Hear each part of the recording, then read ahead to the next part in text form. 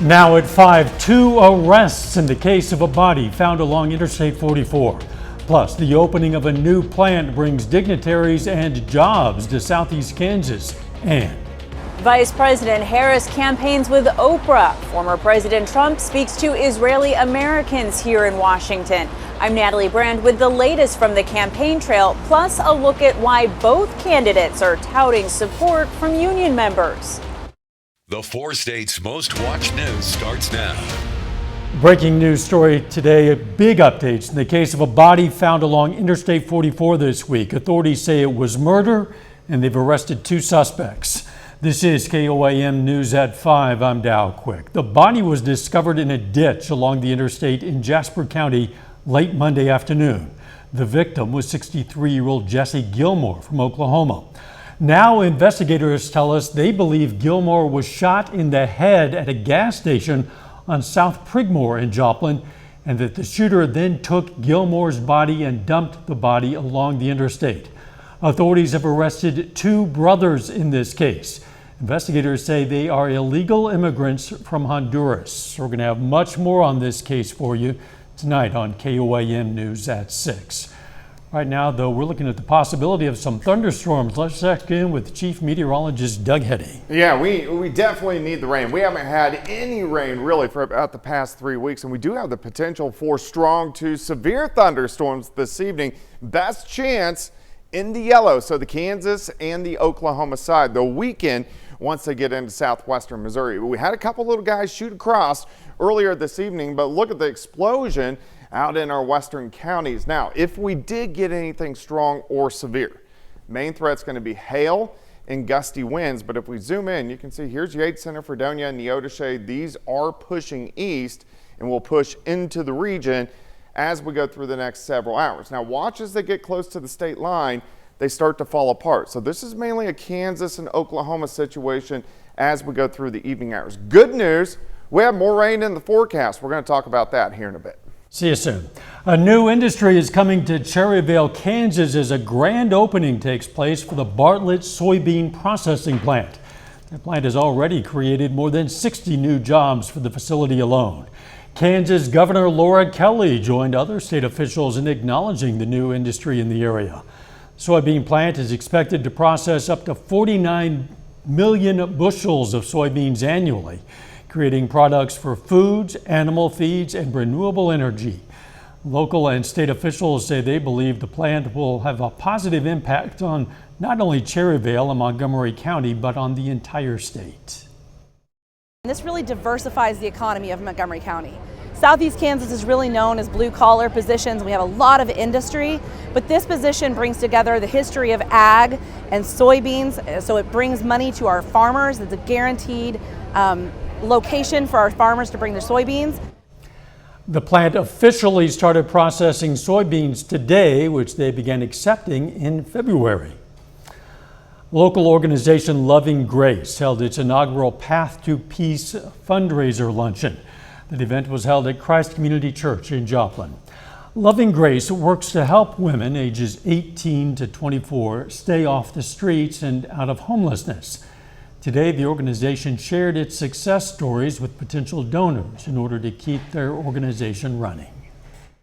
Today we're having a fundraiser luncheon so that people hopefully will hear the mission of Loving Grace and they will want to support it, because it is a very needed organization here in town, because homelessness is a big ordeal. I recently found out that there is a statistic that 5.5% of 18 to 24-year-olds in this area are homeless. Loving Grace has been serving the Joplin area for the past 10 years and has helped more than 100 women. The Joplin Fire Department is going to get some upgraded equipment courtesy of a grant from Missouri American. The grant was for $1,200, and the department plans to use the money for upgrades like a new 3D camera. The 3D camera would be used during scene investigations to help them see what a building looked like before a fire. They see the need and they know budget constraints that many of us have, and it's an opportunity to grab a little bit of funds to help fund pub ed stuff and equipment that's needed for the fire department. Fire Marshal says the grants play a big role in helping the fire department make upgrades.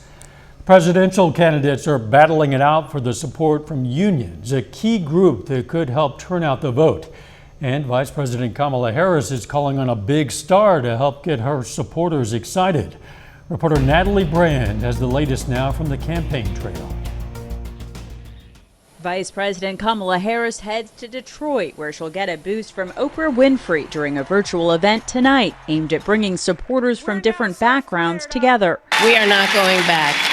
Instead, together, we will chart a new way forward, because ours is a fight for the future. Michigan is also where Harris and former President Donald Trump are fighting for support from labor unions. The state's Teamsters president says he and his members back Harris. Michigan is where we live, and Michigan is where we're going to win, and that's going to be with the Harris-Walz campaign. But nationally, the Teamsters decided against endorsing either candidate, despite the union's internal poll showing a majority of its members prefer Trump. This is the first time in, I guess, 50, 60 years that that's happened. Democrats automatically have the Teamsters.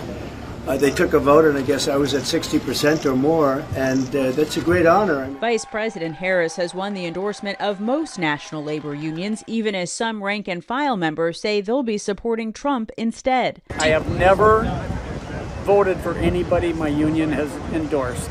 The former president is here in Washington Thursday evening speaking to Israeli Americans, while both VP candidates are talking to corporate leaders meeting here in D.C. Minnesota Governor Tim Walz and Ohio Senator J.D. Vance will meet each other on the debate stage in less than 2 weeks. Campaign sources say Transportation Secretary Pete Buttigieg is playing Vance during Walz's debate prep. Natalie Brand, CBS News, Washington. CBS News is going to host that vice presidential debate between Senator J.D. Vance and Governor Tim Walz on Tuesday, October 1st in New York. Still ahead, another risk of excessive drinking. Excessive alcohol has a deep link to cancer rates, according to new research. So how much is too much? I'm Jared Hill with what doctors say you might want to keep in mind. Plus, how the COVID pandemic impacted opioid overdoses. Those stories next in Health Watch. Topping today's Health Watch, the COVID-19 pandemic had a dramatic impact on opioid overdoses among adolescents. Researchers in Chicago found non-fatal overdoses significantly increased among people between the ages of 12 and 17 at the onset of the pandemic and remained elevated compared to pre-pandemic levels, largely due to fentanyl use at home. The study stresses the need for patients to keep naloxone on hand, the over-the-counter medication that can prevent an opioid overdose.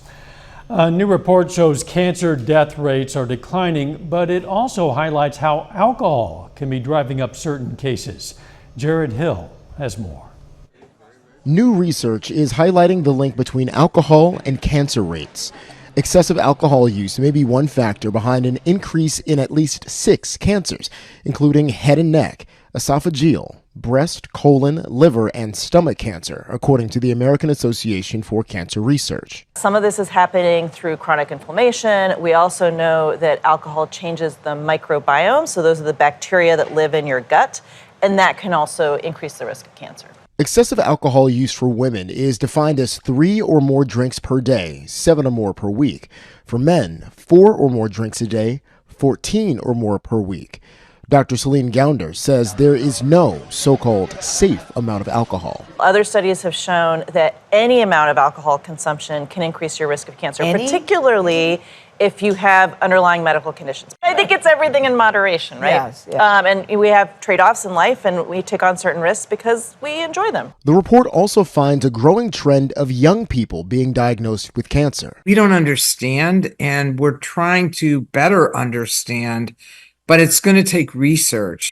So these are my cancer meds. Lourdes Monge was diagnosed with breast cancer at the age of 25.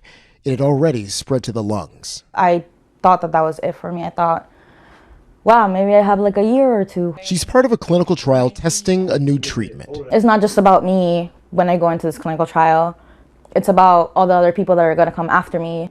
And maybe add to the overall trend, which shows cancer deaths are continuing to decline. Jared Hill, CBS News. The report shows a reduction in the overall cancer death rate in the U.S. from 1991 to 2021, an estimated 4.1 million lives saved. And a survey of drinkers in the UK found some wouldn't mind a nutritional label along with their cocktail. Researchers found just over half of heavier drinkers say calorie labels on alcohol would lead to a change in their drinking habits.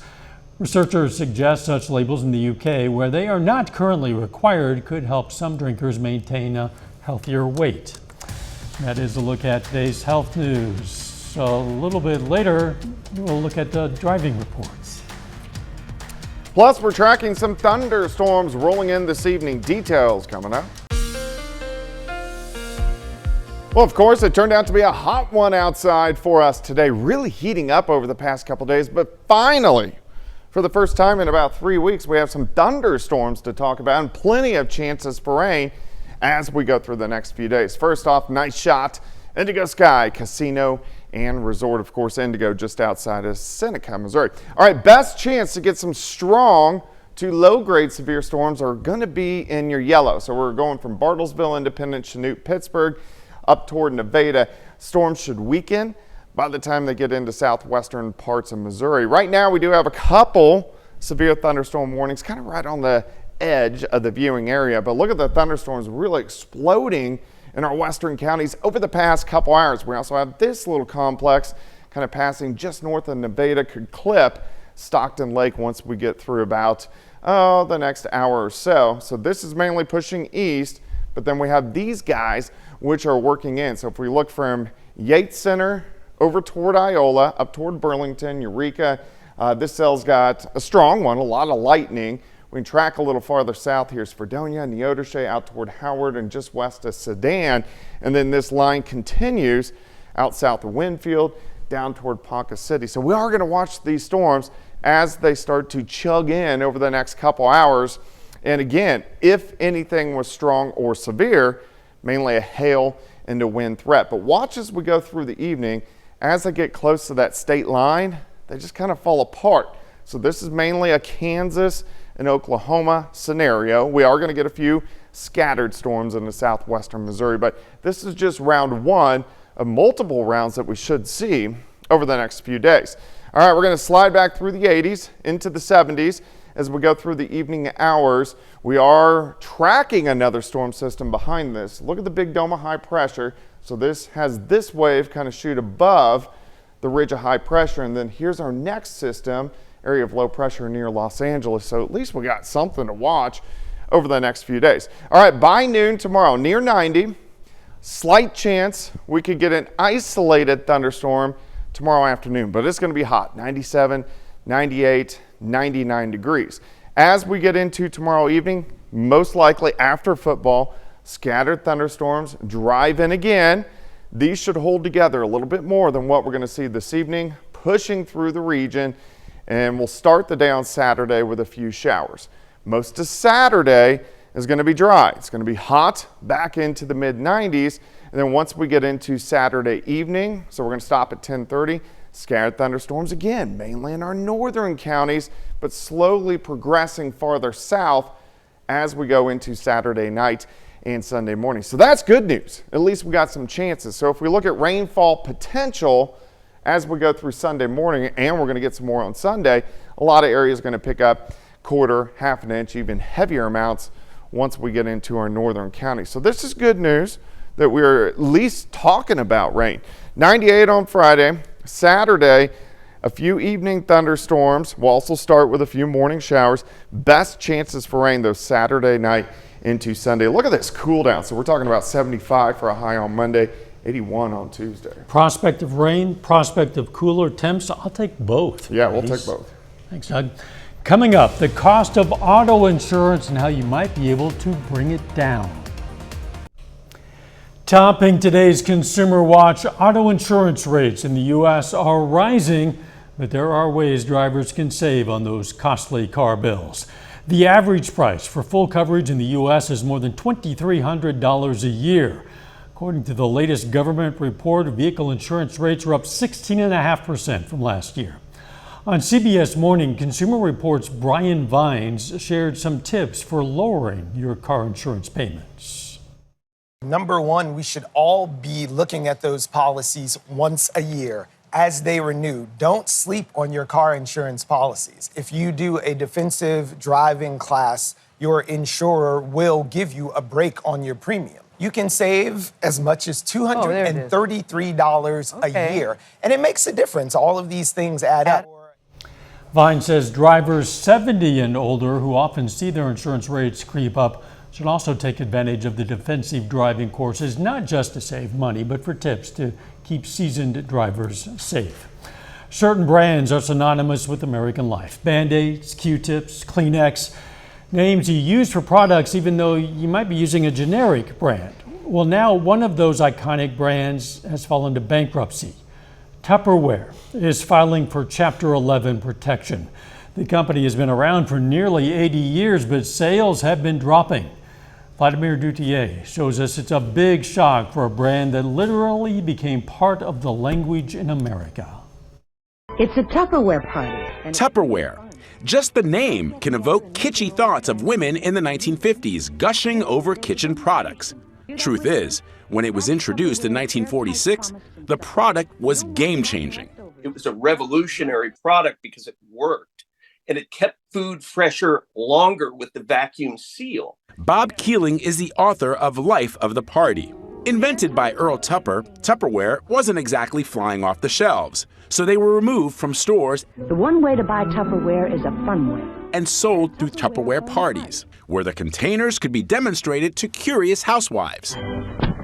Hear that? The revolutionary airtight seal, the Tupperware burp.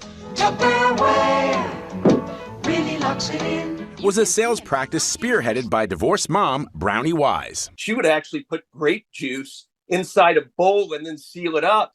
And then in someone's very nice living room, she'd toss it across the room and it would fall. And thank goodness it didn't spill open all over the nice carpeting. Tupperware parties gave women a toehold in the job market, and the Tupperware name became synonymous with food storage worldwide.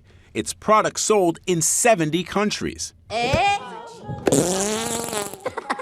And has been a mainstay in pop culture. But other, less expensive, more easily available storage systems have bitten into Tupperware's business, ultimately putting the iconic kitchen brand's future in question. Vladimir Duthier, CBS News.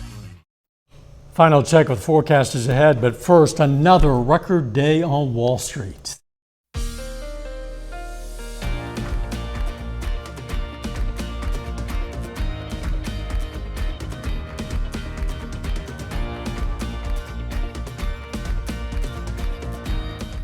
The Shoal Creek Conservation Area is going to host its Monarch Festival on Saturday. It honors the migration of the butterfly as well as the creature's impact on the environment as a pollinator. The festival will include activities for all ages. The monarch butterfly is a pollinator that needs our help. They suffer from a lot of habitat loss here as well as whenever they migrate down to Mexico. So planting things like milkweed, which is their host plant, is really beneficial for them. The Monarch Festival will coincide with the annual native plant sale. We're going to have more on that plant sale tomorrow. The native plants and the rest of us could use some rain, and it looks like at least a good portion of us are going to get some. Yeah, look at the showers and thunderstorms we have moving into our western counties. So this is really kind of from Yates Center down toward Fredonia and Neodesha. We even have a severe thunderstorm warning in Chautauqua County. If we get anything severe, we are mainly talking about some gusty winds and also some large hail as these approach the state line of Kansas and also Missouri. They will start to weaken, but you can say we have plenty of chances for rain over the next several days. 98 on Friday. Most of the day is going to be dry. Most of the day on Saturday is going to be dry as well. A few morning showers. Best chances for rain moving Saturday night into Sunday. And look at our big cool down as we go into early next week, which is going to be nice to see. You bet. As long as it doesn't rain on the local football games, we will take the rain. There we go. Thanks for joining us. The CBS Evening News is next. And of course, we're going to be right back here for KOAM News at 6. We'll see you then. Let's make it a great evening.